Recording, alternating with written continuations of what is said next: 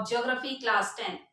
Resources and development. Firstly, what is the meaning of resources? Everything available in our environment which can be used to satisfy our needs. Means हमारे environment में सारी चीजें available है, हम उनको कैसे use करते हैं? एज इट इज तो यूज करते नहीं है, उनको हम मॉडिफाई करके यूज करते हैं और अपनी नीड्स को फुलफिल करते हैं। तो जो रिसोर्सेज है उनके लिए क्या होना कंपलसरी है? Resources should be economically feasible, culturally acceptable and technologically accessible.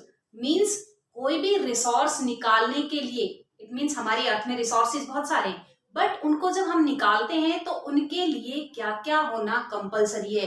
Firstly, वो टेक्नोलॉजी हमारे पास होनी चाहिए जिससे हम उन रिसोर्सेज को निकाल सकें। आफ्टर दैट, इकोनॉमिकली फेसेबल होना चाहिए। इकोनॉमिकली फेसेबल का मीन्स क्या होता है कि हमने आयरन निकालना है, वहां से हमें 1 kg आयरन मिलेगा, लेकिन हमने वहां पर जो एक्सपेंडिचर किया है वो 1 लाख कर दिया, तो वो हमारे लिए इकोनॉमिकली बेनिफिशियल नहीं होगा। आफ्टर दैट, कल्चरली एक्सेप्टेबल, कि जो सोसाइटी है हमें वो परमिशन दे कि आप इस जगह से इस रिसोर्स को निकाल सकते हो। लाइक कोई टेम्पल है, मॉस्क्यू है, उसके नीचे रिसोर्स है, तो क्या हमें सोसाइटी परमिशन देगी वहां से रिसोर्स निकालने के लिए? नहीं। तो ये तीनों चीजें होना कंपलसरी है। इकोनॉमिकली फीसेबल भी होना चाहिए, कल्चरली एक्सेप्टेबल भी होना चाहिए एंड टेक्नोलॉजिकल एक्सेसिबल भी होना चाहिए, तभी हम रिसोर्सेज को यूज कर सकते हैं। रिसोर्सेज वो है जिनको हम इन्वायरमेंट से, जिनको हम नेचर से लेकर यूज करके अपनी नीड्स को सेटिस्फाई कर सकते हैं। ह्यूमन बीइंग रिसोर्सेज को कैसे यूज करता है? फर्स्टली, वो इन्वायरमेंट से या नेचर से उनको लेता है। किससे? Bye technology. इट मींस जो नेचुरल रिसोर्सेज है उनको ह्यूमन बीइंग थ्रू टेक्नोलॉजी निकालता है, आफ्टर दैट इंस्टीट्यूशन में उसको यूज करता है। तो ह्यूमन बीइंग ये इंटर रिलेशन बनाता है कि इन्वायरमेंट में टेक्नोलॉजी यूज करके आफ्टर दैट उन रिसोर्सेज को यूज करना, तो ये ह्यूमन बीइंग ही कर सकता है। Then after types of resources, there are 2 type of resources. First is natural resources, then second man made resources. Natural resources वो होते हैं जिसको हम डायरेक्ट नेचर से लेते हैं, नेचुरली जो हमें मिलते हैं उसको हम बोलते हैं नेचुरल रिसोर्सेज। और मैन मेड या ह्यूमन मेड रिसोर्सेज वो होते हैं जिनको ह्यूमन बीइंग प्रिपेयर करता है, ह्यूमन बीइंग उनको मॉडिफाई करता है। जो नेचुरल रिसोर्सेज है, there are 2 type of natural resources. First is renewable and then after non renewable. Renewable resources वो होते हैं जिनको बार बार रिन्यू किया जा सकता है। It means again and again we can use. कौन से रिसोर्सेज कहलाएंगे?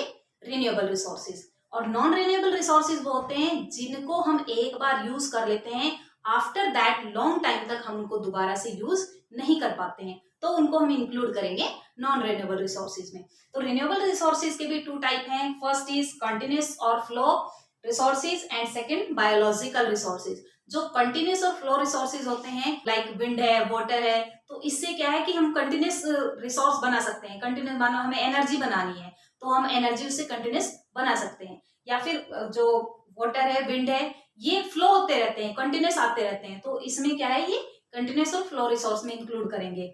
जो बायोलॉजिकल रिसोर्सेज होते हैं उसमें वाइल्ड लाइफ, कि ये इतनी फास्टली रिन्यू नहीं होते हैं, कि जो वाइल्ड लाइफ है, तो जो नेचुरल वेजिटेशन है उसको हम रिन्यू तो कर सकते हैं, इसलिए हमने उसको किस में इंक्लूड किया है? रिन्यूएबल रिसोर्सेज में। बट हम उसे कंटिन्यूअस रिन्यू नहीं कर सकते, तो उसको किस में इंक्लूड करेंगे? बायोलॉजिकल रिसोर्सेज में। Another side non renewable resources.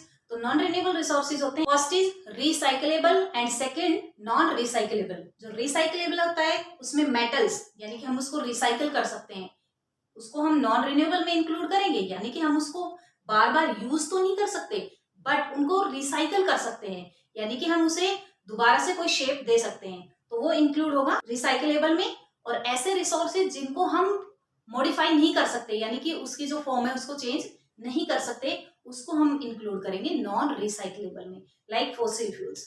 Next topic आता है classification of resources. First is on the basis of origin. Firstly जो क्लासिफिकेशन में हम रिसोर्सेज को क्लासिफाई करते हैं, तो on the basis of origin. Origin में कितने टाइप्स आ जाएंगे? There are 2 type, biotic and abiotic. जो बायोटिक होता है उसको टाइप ऑफ लिविंग थिंग्स बोल सकते हैं हम, और अबायोटिक को non living things. These are obtained from biosphere called biotic resources, like human being, flora, fauna. It means जो लिविंग है वो include in biotic resources. After that abiotic resources जो नॉन लिविंग थिंग्स में include होंगे, like rocks है, metals है, ऐसी things जो नॉन लिविंग है, called abiotic. Then after on the basis of exhaustibility, exhaust यानी कि खत्म होना, तो उसको हम इंक्लूड करेंगे on the basis of exhaustibility. There are two type of on the basis of exhaustibility. First is renewable and then non renewable. Renewable means जिनको हम अगेन एंड अगेन यूज कर सकते हैं, और नॉन रिन्यूएबल जिनको हम बार बार use नहीं कर सकते हैं या फिर मिलियन ऑफ ईयर्स में वो जाकर रिपेयर होते हैं। तो जो रिन्यूएबल रिसोर्सेज है इसमें हम इंक्लूड करेंगे सोलर एनर्जी, विंड एनर्जी या वाइल्ड लाइफ, नेचुरल वेजिटेशन, हम इनको इंक्लूड करते हैं रिन्यूएबल रिसोर्सेज में। नॉन रिन्यूएबल रिसोर्सेज में वो रिसोर्सेज इंक्लूड होते हैं जो एक बार एंड होने के बाद उसको जब बनने में लॉन्ग प्रोसेस लगता है, लॉन्ग टाइम लगता है, इवन मिलियन ऑफ ईयर्स लग जाते हैं, तो वो इंक्लूड होता है नॉन रिन्यूएबल रिसोर्सेज में। लाइक फॉसिल फ्यूल्स है, ये अगर एक बार खत्म हो गया, आफ्टर दैट इसको बनने में मिलियंस ऑफ ईयर लग जाते हैं, इसलिए इसको इंक्लूड किया गया है नॉन रिन्यूएबल में। तो रिन्यूएबल यानी कि जिसको हम अगेन एंड अगेन यूज कर सकते हैं, और नॉन रिन्यूएबल जिसको हम अगेन एंड अगेन यूज नहीं कर सकते। नॉन रिन्यूएबल रिसोर्सेज के लिए हमें बहुत जुडिशियली वर्क करना पड़ेगा कि ऐसे रिसोर्सेज जो नॉन रिन्यूएबल है तो उनको हमें यूज करने में काफी विजडम दिखाना होगा। अदरवाइज वो अगर एक बार एंड हो गए तो हमारे सामने क्या इवन बहुत सारी जनरेशन चली जाएगी लेकिन वो बन नहीं पाएंगी। नेक्स्ट आता है on the basis of ownership. Ownership जैसा नाम से ही क्लियर है कि ओनर की जिसका कोई इंडिविजुअल ओनर है, कम्युनिटी ओनर है, नेशनल है या इंटरनेशनल। तो ऐसे रिसोर्सेज जिसका कोई भी एक ओनर हो तो उसको हम इंक्लूड करेंगे इंडिविजुअल रिसोर्सेज में, यानी कि कोई भी individual property including individual resource. Individual resource का एग्जांपल लेते हैं कि लाइक कोई फार्म है, हाउस है, तो वो इंडिविजुअल रिसोर्स में जाएगा। कम्युनिटी रिसोर्स कौन से होते हैं? जो एक सोसाइटी के होते हैं, कम्युनिटी के होते हैं, लाइक पार्क होता है, प्ले ग्राउंड हो सकता है, तो ये इंक्लूडिंग कम्युनिटी रिसोर्सेज। देन आता है नेशनल रिसोर्सेज। नेशनल रिसोर्सेज वो होते हैं जो किसी इंडिविजुअल कंट्री के होते हैं, लाइक मिनरल्स है, वाइल्ड लाइफ है, नेचुरल वेजिटेशन है, या फिर उस लैंड बाउंड्री जो भी उस कंट्री की लैंड बाउंड्री, उसके इंटीरियर पार्ट में, उसके इंटरनल पार्ट में जो भी रिसोर्सेज होंगे इंक्लूडिंग नेशनल रिसोर्सेज। इवन अगर मान लो कोई कंट्री है, उसकी लैंड बाउंड्री के साथ से कोई ओशन स्टार्ट हो जाता है तो 12 नॉटिकल माइल्स तक उसी कंट्री की कॉन्क्यूरिंग होगी, यानी कि वो उस कंट्री का रिसोर्स होगा कितने न्यूटिकल माइल तक? 12 न्यूटिकल माइल्स तक। तो देन आफ्टर इंटरनेशनल रिसोर्सेज, अब हमने देखा कि जो 12 न्यूटिकल माइल्स तक तो वो नेशनल रिसोर्स में आएगा, आफ्टर दैट 200 के बाद का जो एरिया आएगा वो इंटरनेशनल में आएगा। इंटरनेशनल कौन से रिसोर्सेज होते हैं? जिसके ऊपर किसी इंडिविजुअल कंट्री की कॉन्क्यूरिंग ना होकर बहुत सारी कंट्री की कॉन्क्यूरिंग होती है, उसको हम इंक्लूड करते हैं इंटरनेशनल रिसोर्सेज में। नेशनल रिसोर्सेज में हमने देखा कि 12 न्यूटिकल माइल्स तक एक कंट्री की कॉन्क्यूरिंग होती है, यानी कि वो नेशनल रिसोर्स होगा। आफ्टर दैट 12 से लेकर 200 माइल्स तक वो किसमें इंक्लूड होगा? एक्सक्लूसिव इकोनॉमिक जोन में, और 200 के बाद वो इंटरनेशनल में आ जाएगा।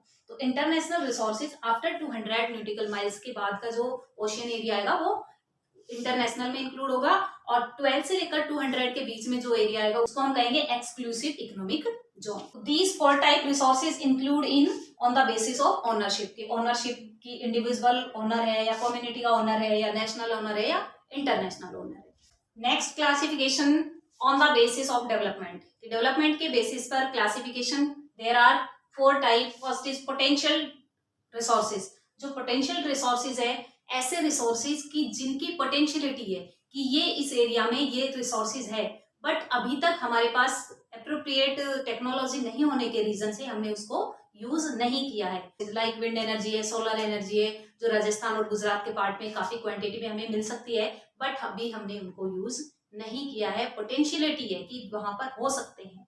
नेक्स्ट आता है डेवलप्ड रिसोर्सेज। ऐसे रिसोर्सेज जिनको हमने यूज कर लिया है, लाइक कोल है जिसको हमने यूज कर लिया है, क्योंकि हमारे पास टेक्नोलॉजी भी, हमें नॉलेज भी है, तो हमने उस रिसोर्सेज को यूज कर लिया है। नेक्स्ट आता है stocks resources. These type resources we have, but we don't know how to use these type resources. Like hydrogen. Hydrogen से फ्यूल्स बनाया जा सकता है, but we don't know how to use. So हमने इसको स्टॉक में रख दिया कि हमें इसको यूज करना नहीं आता। नेक्स्ट रिसोर्स आता है reserve resources. We have these type resources, we know how to use these type resources, but we are not using these type resources. Reason कि हमें फ्यूचर जनरेशन के लिए इनको रखना है। लाइक रिवर वाटर है, इससे हाइड्रो इलेक्ट्रिसिटी बहुत ज्यादा क्वांटिटी में बन सकती है, बट हमें फ्यूचर जनरेशन के लिए सेफ रखना है। सो हमने ज्यादा नहीं बना रहे हैं रिवर हाइड्रो इलेक्ट्रिसिटी को, सेव कर रखा फॉर फ्यूचर जनरेशन, तो उसको इंक्लूड करेंगे रिजर्व रिसोर्सेज में। आई होप ये वाले जो रिसोर्सेज है, classification of resources, you have understood about this. Next heading आती है डेवलपमेंट ऑफ रिसोर्सेज, कि जो रिसोर्सेज है उनकी डेवलपमेंट हो रही है, बट क्या क्या प्रॉब्लम आ रही है कि उन रिसोर्सेज की डेवलपमेंट सही से नहीं हो रही है, और उसके लिए क्या क्या ऐसे स्टेप्स उठाए जाए जिनसे वो रिसोर्सेज की डेवलपमेंट बेटर हो सके। Point number first is resources are free gift of nature, कि जो रिसोर्सेज है वो हमें नेचर ने दिए हैं, इवन फ्री गिफ्ट है, लेकिन ह्यूमन बीइंग के ग्रीड के रीजन से accumulation of resources in few hands, कि कुछ हाथों में, कुछ पर्सन के पास, कुछ इंडिविजुअल पीपल के पास ही वो रिसोर्सेज, ग्रीड के रीजन से जो रिसोर्सेज है ये हर पर्सन के पास नहीं है, ये रिसोर्सेज कुछ इंडिविजुअल पीपल के पास है, लाइक जो ज्यादा रिच पीपल है उन्हीं के पास है। तो ये रिसोर्सेज है, इनकी सही से डेवलपमेंट भी नहीं हो रही है और सही से इनकी डिस्ट्रीब्यूशन भी नहीं है।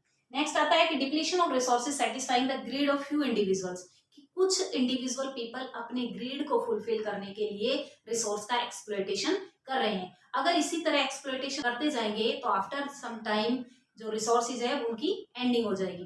तो इसके लिए क्या किया गया, रिसोर्स प्लानिंग इज एसेंशियल। जो प्लानिंग में सबसे पहले हमें क्या करना है कि जो रिसोर्सेज है उनको सस्टेनेबल डेवलपमेंट करनी है, सस्टेनेबल वे में उसको यूज करना है। Indiscriminate exploitation of resources lead to global warming, even जो इंडिस्क्रिमिनेट यूज कर रहे हैं विदाउट एनी रीजन जो रिसोर्सेज का यूज किया जा रहा है, तो उससे ग्लोबल वार्मिंग बढ़ रही है। तो जो ग्लोबल वार्मिंग है उसको बढ़ाने में, या ओजोन लेयर में जो होल हो रहा है उसको करने में ह्यूमन बीइंग का ही हाथ है, कि ऐसा तो है नहीं कि नेचर ने अपने आप ओजोन लेयर में होल कर दिया, नहीं, ग्लोबल वार्मिंग बढ़ी है जिसके रीजन से ग्रीन हाउस इफेक्ट बढ़ा है, ओजोन लेयर में होल बढ़ा है। तो ये सारे रीजन किसके हैं, ह्यूमन बीइंग ने अपनी सेटिस्फेक्शन के लिए, अपनी ग्रीड के लिए ऐसे स्टेप्स उठाए हैं कि जिससे रिसोर्सेज का एक्सप्लॉयटेशन किया है, और एक्सप्लॉयटेशन के रीजन से ये सारे जो इतनी सारी प्रॉब्लम क्रिएट हुई है, जो ह्यूमन बीइंग आज ये नहीं समझ पा रहा है कि इनको स्टॉप कैसे करें। तो इसके लिए हमें रिसोर्स की प्लानिंग करनी है कि जो रिसोर्सेज है उनको कैसे यूज करना है, जो रिसोर्स का ओवर यूज किया जा रहा है उसके लिए जो सस्टेनेबिलिटी है उसको एक्सेप्ट करना है। In India resources are not properly distributed, कि जो इंडिया है उसमें डिफरेंट डिफरेंट एरिया में डिफरेंट डिफरेंट टाइप के रिसोर्सेज पाए जाते हैं, अनइवन वे में रिसोर्सेज पाए जाते हैं। किसी एरिया में कोई रिसोर्सेज ज्यादा है, किसी में कोई ज्यादा है, लेकिन lack of technology, lack of water reason से वो ढंग से डेवलप नहीं हो पा रहे हैं। एग्जाम्पल, झारखंड और मध्य प्रदेश, छत्तीसगढ़ में कोल और मिनरल के बहुत सारे डिपॉजिट हैं, but lack of technology better way में वर्क नहीं कर रहे हैं। देन आफ्टर, अरुणाचल प्रदेश में वाटर रिसोर्सेज है लेकिन वहां का बेटर इंफ्रास्ट्रक्चर नहीं है जिसके रीजन में वो वर्क बेटर नहीं हो रहा है। देन आता है राजस्थान, राजस्थान में एविडेंट सोलर एनर्जी है और विंड एनर्जी है, बट लैक ऑफ वाटर, वहां से वर्क बेटर नहीं हो पा रहा है। तो ये रिसोर्सेज अनइवन डिस्ट्रीब्यूटेड है, प्रॉपरली डिस्ट्रीब्यूटेड नहीं है और प्रॉपरली मैनेजमेंट नहीं है, जिसके रीजन से एक गुड वे में डेवलपमेंट नहीं हो रही है। रिसोर्सेज है बट उनकी डेवलपमेंट नहीं हो पा रही है। नेक्स्ट हेडिंग आता है रिसोर्स प्लानिंग इन इंडिया, कि जो इंडिया कंट्री है, कि जो हमारा कंट्री है इसमें रिसोर्सेज है, तो उसके लिए प्लानिंग की गई कि कौन से एरिया में किस तरह से प्लानिंग की जाए जिससे रिसोर्सेज का जो वर्क है वो बेटर कर सके, या हमारे जो रिसोर्सेज है उनकी डेवलपमेंट कर सके। तो पॉइंट नंबर फर्स्ट आता है कि firstly identify resources region wise across the country and make list, कि जो रिसोर्स है उनको बेटर वे में डेवलप करने के लिए फर्स्टली प्लान करना पड़ेगा हमें। तो उसके लिए सबसे पहले रिसोर्स को आइडेंटिफाई करना पड़ेगा कि कौन से एरिया में कौन से रिसोर्सेज है, उसके बाद रीजन वाइज लिस्ट बनानी पड़ेगी कि कौन से एरिया में कौन से रिसोर्सेज हैं, तो उसके अकॉर्डिंग फिर वर्क स्टार्ट किया जा सके। सेकेंड आता है evolving a planning structure appropriate technology, list बन गई, आफ्टर दैट स्ट्रक्चर तैयार किया गया कि अब एप्रोप्रिएट टेक्नोलॉजी यूज की जा सके, कि एक सही टेक्नोलॉजी वहां पर लगाई जा सके। Identify people with particular skills and setup institutions, अब ऐसे पीपल को आइडेंटिफाई किया गया जो वर्क में वो गुड है, यानी कि उनके अंदर वो स्किल है जो वो उस वर्क को कर सके। इंस्टीट्यूशन सेटअप किए गए, आफ्टर दैट वर्क स्टार्ट हुआ। Then matching resource plan with overall national development plan, अब ये प्लान किया गया कि जो रीजन वाइज लिस्ट बनी है, इस रीजन वाइज लिस्ट को ओवरऑल डेवलपमेंट यानी कि कंट्री की डेवलपमेंट, नेशनल की डेवलपमेंट करनी है, जिससे एक प्रॉपर तरीके से प्लानिंग की जाए। लाइक 5 ईयर प्लान्स होते हैं, उसमें यही करते हैं कि 5 ईयर प्लान में प्लानिंग करते हैं कि एवरी 5 ईयर कितना कौन से एरिया में कितनी डेवलपमेंट करनी है। लाइक जो हमारा फर्स्ट 5 ईयर प्लान था उसमें सबसे ज्यादा फोकस किया गया एग्रीकल्चर पर। सेकेंड 5 ईयर प्लान हुआ उसमें मेन फोकस किया गया इंडस्ट्रीज के ऊपर। तो एवरी 5 ईयर प्लान में अलग अलग फोकस किया जाता है। लेकिन अब वो 5 ईयर प्लान तो चेंज हो गए हैं, उसकी जगह नीति आयोग सेटअप हो गया है। लेकिन फिर भी हमारी जो प्लानिंग है वो चलती रहती है कि जो रिसोर्स है उनकी प्लानिंग को कैसे किया जाए। ऐसा नहीं कि कहीं भी बहुत सारे रिसोर्स है तो सभी जाके वहां लग जाते हैं, उन रिसोर्स को निकाल के उनका एक्सप्लॉयटेशन करते हैं। ऐसा नहीं, प्रॉपर प्लानिंग के साथ उन रिसोर्सेज को यूज किया जाता है। तो ये जो स्टेप्स लिए जाते हैं इनके अकॉर्डिंग वर्क किया जाता है, जिससे जो रिसोर्सेज है वो एक बेटर वे में प्लान होते हैं और बेटर वे में कंट्री में उसको लगाया जाता है, जिससे कंट्री की डेवलपमेंट होती है। तो ये रीजन है कि जब हमारा कंट्री इंडिपेंडेंट हुआ तब अंडर डेवलप कंट्री था। प्रेजेंट टाइम में हम देखते हैं कि किस तरह से हमारा कंट्री एक फास्ट वे में चल रहा है, कि फास्ट चल रहा है। इवन जो डोमिनेंट कंट्री थे उनको टक्कर देने के लिए भी रेडी हो चुका है। हमारे पास वो हर रिसोर्सेज है जो अनदर कंट्री के पास है। सारे रीजन किसके हैं? क्योंकि हम एक बेटर प्लानिंग के साथ चल रहे हैं। तो ये बेटर प्लानिंग ही इंडिया को आगे ले जा रही है।